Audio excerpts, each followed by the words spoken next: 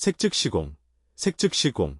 네 글자는 2000년이 넘는 세월 동안 수많은 불자들이 반야 지혜의 핵심 의미로 여겨왔으나 진정으로 그 깊은 뜻을 깨달은 사람은 극히 드물다. 사원에서 승려들이 독경할 때 이를 세속을 벗어나고 세상을 떠나도록 권하는 법문으로 여긴다. 학자들은 연구할 때 이것이 현상 세계를 부정하고 공을 추구하는 철학이라고 생각한다. 수행자가 깨달음을 얻을 때 그것을 집착을 소멸하고 공성의 경지에 들어가는 것으로 여긴다. 그러나 2000년 동안 왜곡되어 온 진리는 수많은 고승들도 그 속에서 헤매고 길을 잃게 만들었다. 송대 hin영 영간, 봄비가 부슬부슬 내리고 범패가 울려 퍼졌다. 강남 천동사 법당에서 홍지정각 선사가 제자들에게 반야심경을 설명하고 계신다. 이 상기에 지어진 고찰은 구름과 안개가 자욱하며 소나무 숲의 바람소리가 울려 퍼진다. 천년된 고송이 비 속에 우뚝 서서 불멸의 반야법음을 증명하는 듯하다. 당내에는 향연기가 자욱하고 각처에서 온 참학자들이 한자리에 모였다. 교리를 깊이 연구하는 의학승, 선정을 전문으로 닦는 행각승, 그리고 처음으로 불법을 접하는 제가자가 함께하였다. 어느 날 천태산에서 온 지원법사는 깊은 의문을 품고 정각선사에게 법을 청하였다.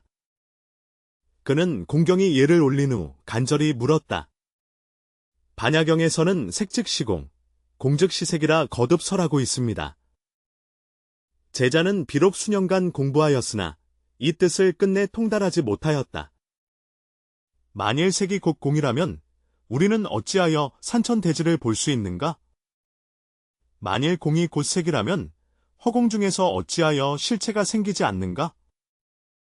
만약 이 네 글자가 세간을 꿰뚫어보게 하는 것이라면 어찌 경전에서는 오온이 모두 공임을 비추어 본 뒤에 모든 고난을 건너야 한다고 하는가? 선사님께 간절히 청합니다. 자비로이 가르쳐 주셔서 제 어리석음을 열어주소서. 이 의문은 마치 갑작스러운 천둥처럼 일어나 현장에 있던 모든 이들의 깊은 사색을 불러일으켰고 많은 제자들이 앞다투어 자신의 견해를 표현하였다. 어떤 사람들은 색즉시공이란 모든 것이 허망하다는 것을 꿰뚫어 봐야 하며 세상의 모든 만물이 결국 소멸한다는 것을 의미한다고 생각한다. 어떤 이들은 이것이 현상 뒤에 있는 본질이 공임을 의미한다고 생각한다. 어떤 사람들은 이것이 수행의 관상법이며 공을 관하여 물질에 대한 집착을 깨뜨리는 것이라고 생각한다. 그러나 이러한 이해들이 모여들었을 때 서로 간에 조화시킬 수 없는 모순으로 가득 차 있음을 발견하게 된다. 정각선사께서 조용히 군중들의 토론을 들으시며 자비로운 두 눈은 가을 물처럼 고요하고 깊으셨다. 한참 후에야 천천히 입을 열어 말씀하시되 여러분이 말씀하신 바는 모두 세상에 전해져 내려오는 견해일 뿐이라 하셨다. 그러나 진정한 색즉시공은 겉으로 드러난 문자만으로는 결코 해석할 수 없다. 그는 일어나 당 앞에 있는 화병 옆으로 걸어가 병 안의 연꽃을 조심스레 어루만졌다. 시인은 이 네 글자를 보고 색을 깨뜨리고 공을 취하는 법문이라 여겼다. 이러한 이해는 비록 흔하지만 반야의 본의에서 벗어났다. 정각선사는 먼저 첫 번째 오해를 지적했다. 색즉시공을 현상 세계의 부정으로 이해하는 것이다. 부처님께서 우리에게 이 세상이 허망하며 집착할 가치가 없다고 말씀하신 것으로 잘못 이해하는 것이다. 그래서 세상을 싫어하며 현실을 도피하는 것이 곧 수행이라고 생각하였다. 이러한 이해는 반야의 지혜를 소극적이고 세상을 등지는 변명으로 만들고 해탈의 길을 도피의 길로 변질시킨다. 이와 같이 수행하면 어떻게 중생에게 이익이 될 수 있을까? 그의 말은 마치 지난 꿀이 머리를 적시는 것과 같아 사람들로 하여금 자신의 수행 인식을 되돌아보게 하였다. 두 번째 잘못된 이해가 더 보편적이다. 어떤 이는 색즉시공을 철학적 명제로 보고 물질과 허무의 관계를 서술한다고 생각하며 색법 뒤에는 공무가 있고 공무 중에서 색법이 생겨난다고 여긴다. 이러한 이해는 불법을 현학으로 만들고 반야를 이론으로 변질시킨 것이다. 겉보기에는 심오해 보이지만 실제로는 수행의 근본에서 벗어난 것이다. 반야는 사유하기 위한 것이 아니라 깨달음을 얻기 위한 것이며 이해하기 위한 것이 아니라 체험하기 위한 것이다. 이 계시는 문제의 핵심을 직접적으로 짚어내어 모든 사람으로 하여금 순수 이론적 사고의 한계를 자각하게 한다. 세 번째 중대한 오해는 뿌리 깊게 자리 잡고 있으며 어떤 사람들은 색즉시공을 수행의 방법으로 이해하여 모든 것이 공하다고 관상함으로써 집착을 깨뜨리고 해탈을 증득할 수 있다고 생각한다. 그래서 좌선할 때 몸이 공임을 관상하고 일상에서는 만물을 공으로 관상하며 이것이 곧 반야를 닦는 것이라고 생각한다. 알지 못하니 만약 하나의 공을 얻을 수 있다면 그것은 진정한 공이 아니며 만약 하나의 색을 깨뜨릴 수 있다면 그것은 진정한 색이 아니다. 이러한 유의의 자기는 바로 반야 무의의 본의를 배반하는 것이니라. 정각선사님의 어조가 엄숙해졌다. 방법에 대한 이러한 집착은 수행자가 점점 진리에서 멀어지게 만든다. 흔히 통용되는 이해가 모두 편차가 존재한다면 진정한 색즉시공의 의미는 과연 무엇일까? 정각선사가 이 반야시민, 반약시민의 오묘함을 드러내기 시작한다. 색이 곧 공이라는 진리를 이해하기 위해서는 먼저 색이 무엇이고 공이 무엇인지를 명확히 알아야 한다. 색은 단지 우리가 보고 만질 수 있는 물질만을 의미하는 것이 아니라 우리의 생각, 감정, 느낌을 포함한 모든 현상을 의미한다. 공은 아무것도 없는 허물을 의미하지 않는다. 오직 모든 법의 진정한 모습, 즉 전혀 고정된 자성이 없다는 특징을 가리킨다. 여기에는 깊은 통찰이 내포되어 있다. 색과 공은 대립하는 두 개념이 아니라 동일한 실상의 두 측면이며 마치 물과 물결이 분리될 수 없는 것처럼 현상과 공성 또한 이원적이지 않다. 당신이 이 진리를 진정으로 깨달았을 때 색즉시공 네 글자 속에 숨겨진 마음을 흔드는 진리를 발견하게 될 것입니다. 정각선사는 계속하여 설한다. 색이 곧 공임에 있어서 즉이라는 글자가 핵심 중의 핵심이다. 이것은 동등하다는 의미가 아니며 색과 공이 동일한 것이라는 뜻도 아니다. 이는 곧 본체이며 곧 그것이라는 뜻으로 색이 본체일 때는 곧 공이며 공이 본체일 때는 곧 색임을 말한다.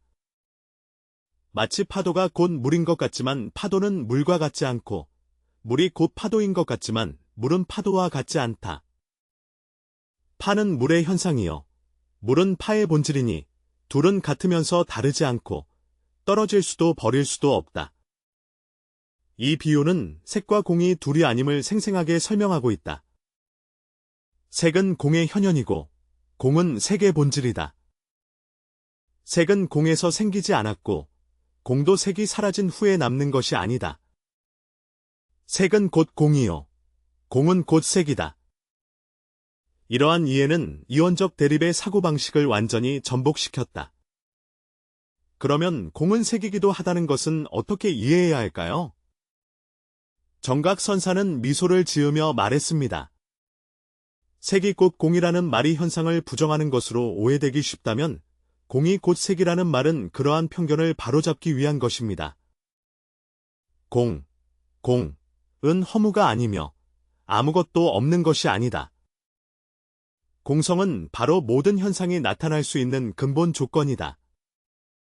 모든 법이 자성이 없기 때문에 연기로서 현현할 수 있는 것이다.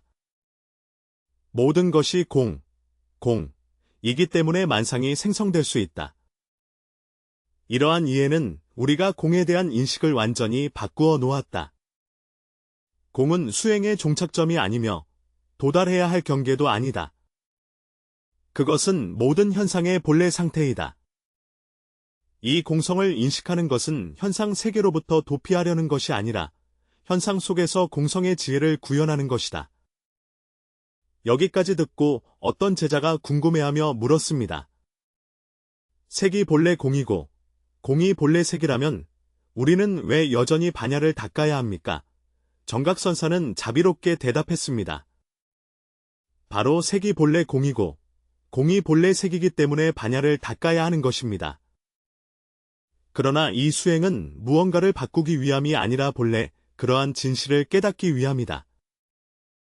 어떤 경지를 얻기 위함이 아니라 경지에 대한 집착을 내려놓기 위함이다. 이것은 겉으로 보기에는 모순되지만 실제로는 원흉한 가르침입니다. 반야를 닦는 목적은 닦음이 없음을 위한 것이고 공성을 증득하는 목표는 증득함이 없음을 위한 것이다. 모든 탐욕심을 내려놓고 모든 자기의 마음을 버리면 본래의 공성이 자연히 드러난다. 이것이 바로 색즉시공의 진실된 체험입니다. 정각선사는 더욱 상세히 설명하였다. 색즉시공, 공즉시색은 한 문장이지 두 문장이 아니다. 색이 먼저 공이 된 것이 아니고 공이 먼저 색이 생긴 것도 아니다. 색은 바로 그 자리에서 곧 공이며 공은 바로 그 자리에서 곧 색이다. 왜냐하면 색과 공은 본래 이분되지 않아서 현상과 본질이 본래 하나이기 때문입니다. 진정으로 이 부의를 깨닫게 되면 반야 지혜가 이렇게 자연스러운 것임을 알게 된다. 이해가 수행의 개념을 완전히 초월하였다. 색즉시공은 과정이 아니라 사실이며 수행 방법이 아니라 제법의 진리이고 증득할 수 있는 경계가 아니라 본래 있는 그대로의 상태이다. 그렇다면 일상생활 속에서 색즉시공의 지혜를 어떻게 드러낼 수 있을까? 정각선사는 구체적인 지침을 내놓았다. 행주자와 중에 현상에 속지 않고 또한 현상에 집착하지 않는 것이다. 색을 보고 소리를 들을 때 바로 그 순간이 공임을 알지만 그렇다고 하여 그 순간을 부정하지 않는다. 공성을 체험할 때 공 속에 묘유가 있음을 알지만 그렇다고 현상에 집착하지 않는다. 색에 머물지도 않고 공에도 머물지 않으니 이것이 색즉공의 참다운 체험이다. 이 수행 방법은 겉으로는 신비로워 보이지만 실제로는 매우 평범하다. 그것은 특별한 관상을 필요로 하지 않는다. 복잡한 옷장이 필요하지 않다. 매 순간마다 반야에 깨어있음을 유지하기만 하면 된다. 꽃을 볼 때는 바로 꽃이며 꽃은 곧 공이다. 비를 들을 때는 바로 비이며 비는 곧 공이다. 꽃 밖에서 공을 구하지 말고 공 밖에서 꽃을 구하지 말라. 이러한 현재의 깨달음은 바로 반야 지혜의 생생한 표현이다. 더 깊은 체험은 색즉시공의 지혜가 고상하고 난해한 현리가 아니라 생활 속에서 어디서나 볼 수 있는 진리라는 것이다. 지금 이 글자를 볼 수 있다는 것은 색이며 이 볼은 바로 지금이 공성의 나타남이니 이것이 곧 공이다. 다른 공을 찾을 필요도 없고 이 보는 것을 부정할 필요도 없다. 바로 지금 이 순간을 부담하고 바로 이 순간이 반야가 현존하는 것이다. 이러한 부담은 이론의 수용도 아니고 개념의 인정도 아니며 직접적인 체험이다. 마치 자신의 호흡을 자연스럽게 인지하는 것처럼 현상은 곧 공성이고 공성은 곧 현상임을 직접 체험해야 한다. 이런 체험은 사고 분석을 통해 얻어지는 것이 아니라 분석을 내려놓고 바로 드러나는 것이다. 정각선사는 제자들의 깊이 생각하는 표정을 바라보며 계속해서 말씀을 이어갔다. 고덕께서 말씀하시길 푸르고 푸른 대나무는 모두 법신이며 무성하게 핀 노란 꽃은 전부 반야에 다름없다 하셨다. 이 법신은 다른 것을 가리키는 것이 아니라 색즉시공의 공성을 가리킨다. 이 반야는 다른 것을 가리키는 것이 아니라 공이 곧 색인 묘용을 뜻한다. 색에서 공을 보고 공에서 색을 본다. 색과 공은 둘이 아니다. 이것이 바로 반야의 무량경계이다. 여기서의 현량은 특별한 의미를 가지며 추리로 얻어진 것도 아니고 남이 말한 것을 들은 것도 아니며 바로 그 순간 직접 체험한 것이다. 이러한 체험에서는 관찰하는 마음도 없고 관찰하는 경계도 없으며 오직 순수한 반야, 지혜만이 작용하고 있다. 어떤 제자가 기역부에 물었다. 어떻게 하면 이러한 반야의 각성을 유지할 수 있는가? 정각선은 지혜의 응답이다. 일부러 유지하려 하지 마라.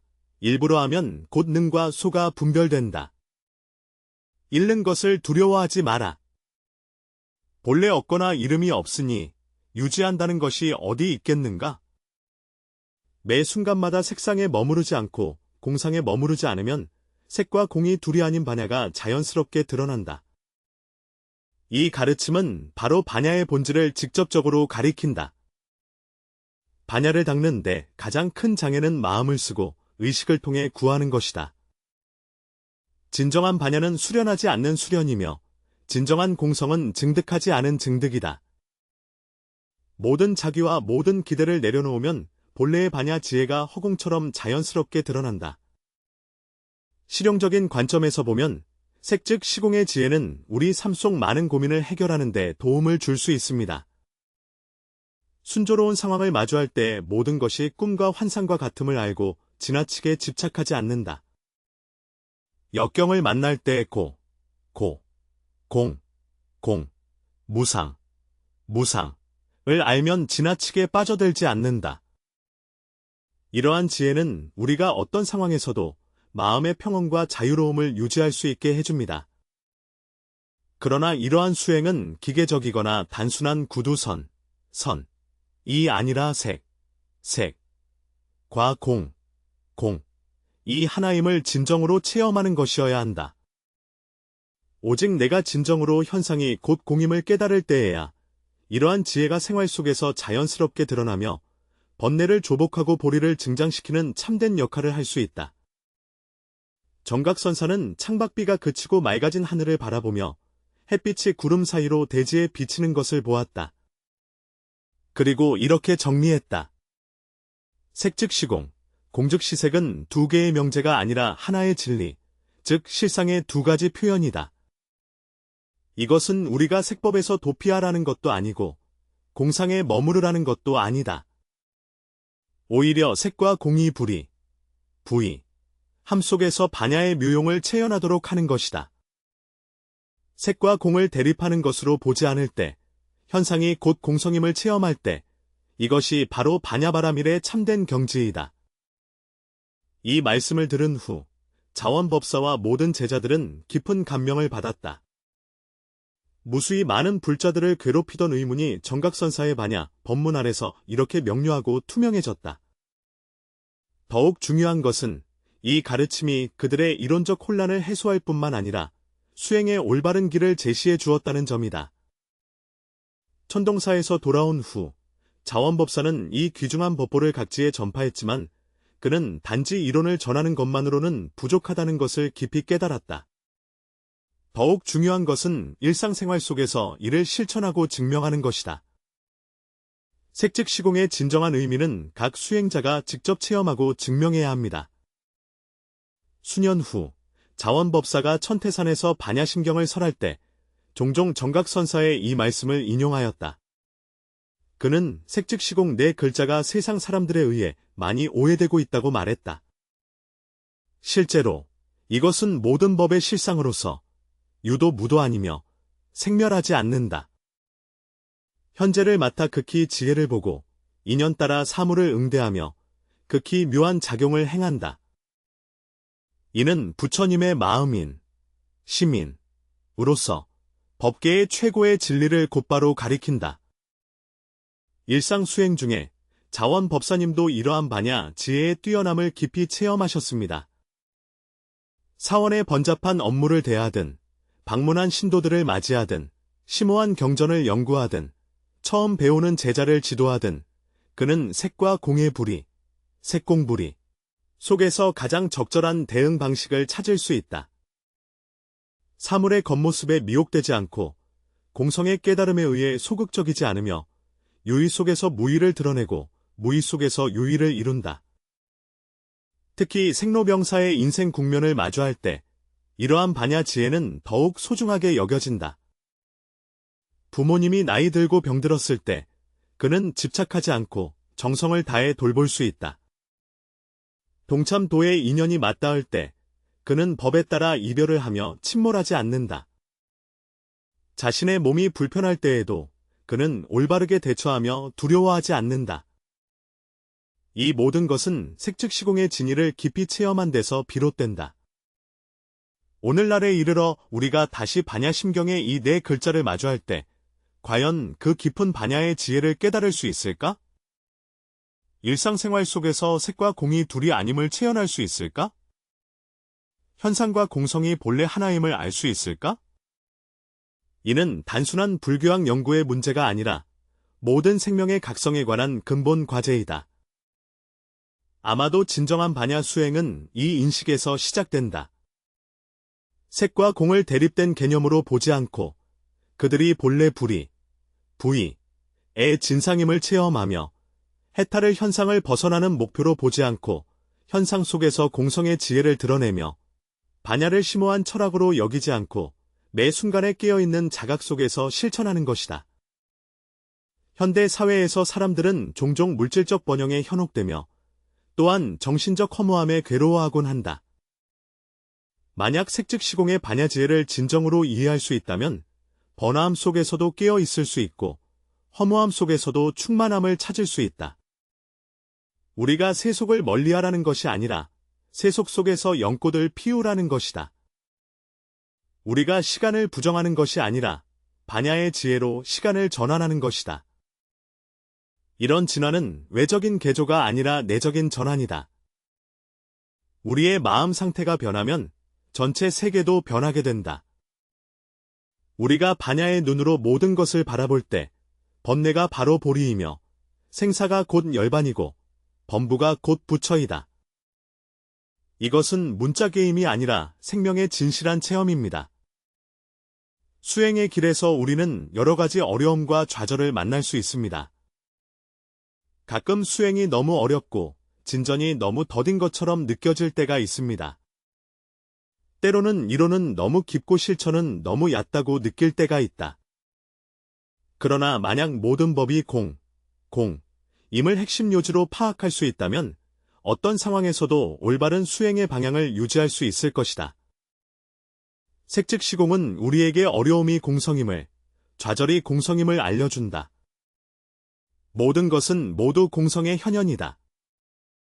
이 진리를 인식하면 우리는 어떤 외부 환경에도 휘둘리지 않고 어떤 상황에서도 마음의 평정과 지혜를 유지할 수 있다. 동시에 공이 곧 색임을 알려주는 것은 수행이 아무것도 없는 경지에 도달하는 것이 아니라 현실 생활 속에서 반야의 묘용을 실현하는 것임을 뜻한다. 자비는 공성의 현현이며 지혜는 공성의 작용이며 이타는 공성의 실천이다.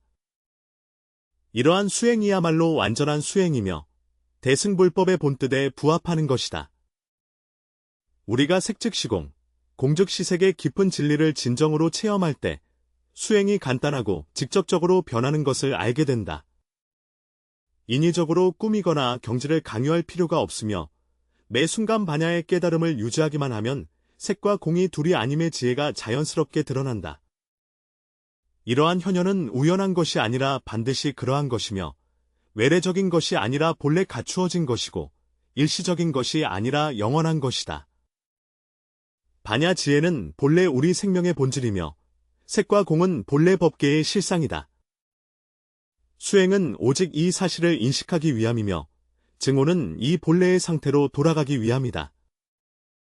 어떤 사람들은 이렇게 물을 수 있습니다. 색즉공이 모든 법의 본래 상태라면 왜 우리가 일상생활 속에서 이를 느낄 수 없는가? 이것은 바로 우리의 마음이 무명번뇌에 의해 가려지고 분별 집착에 얽매여 있기 때문입니다.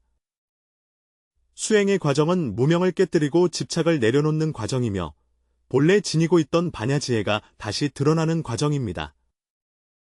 이 과정은 시간과 인내심, 올바른 방법 및 끈질긴 노력이 필요합니다. 하지만 동시에 알아야 할 것은 이러한 노력은 무언가 새로운 것을 얻기 위한 것이 아니라 본래 밝음을 가리는 때를 제거하기 위한 것이라는 점이다. 거울을 닦는 것과 같습니다. 거울은 본래 밝음 그 자체인데 닦는 목적은 먼지를 제거해서 본래의 밝음이 드러나게 하기 위함입니다. 이 수행 과정에서 우리는 앞서 언급한 오해에 빠지지 않도록 특별히 유의해야 합니다. 색즉 시공을 현실 부정으로 이해하지 말고 단순한 철학적 개념으로 보지도 말며 단지 관상의 방법으로만 여기지 말아야 합니다. 대신 삶의 모든 세세한 부분과 수행의 매 순간마다 이 색공부리의 진실을 체험해야 합니다. 이렇게 해서야 비로소 반야지혜가 우리의 생명 속에 참으로 뿌리내릴 수 있고 참되게 우리의 수행을 인도하며 참으로 생사를 벗어나 해탈을 이루고 보리를 성취하도록 도울 수 있다. 이러한 성취는 먼 목표가 아니라 현재의 가능성이며 도달하기 어려운 경지가 아니라 본래 갖추어진 실상입니다. 이것이 바로 색즉시공의 진리이다. 이것이 바로 반야바라밀의 시민이며 이것이 부처님께서 우리에게 남기신 최고의 법보입니다. 천년의 오해가 밝혀질 때 진리의 빛이 우리의 마음속 무명을 비추어 법성의 고향으로 인도하며 생명의 진리를 깨닫게 한다. 이 체험 속에서 모든 수행은 자연스러워지고 모든 지혜는 손에 닿을 듯 가까워진다. 이는 우리가 마침내 색즉시공이 무언가가 되려는 것이 아니라 본래의 자신을 깨닫는 것이며 공즉시색이 무언가에 도달하려는 것이 아니라 현실 속에서 본래의 반야를 드러내는 것임을 알게 되었기 때문이다.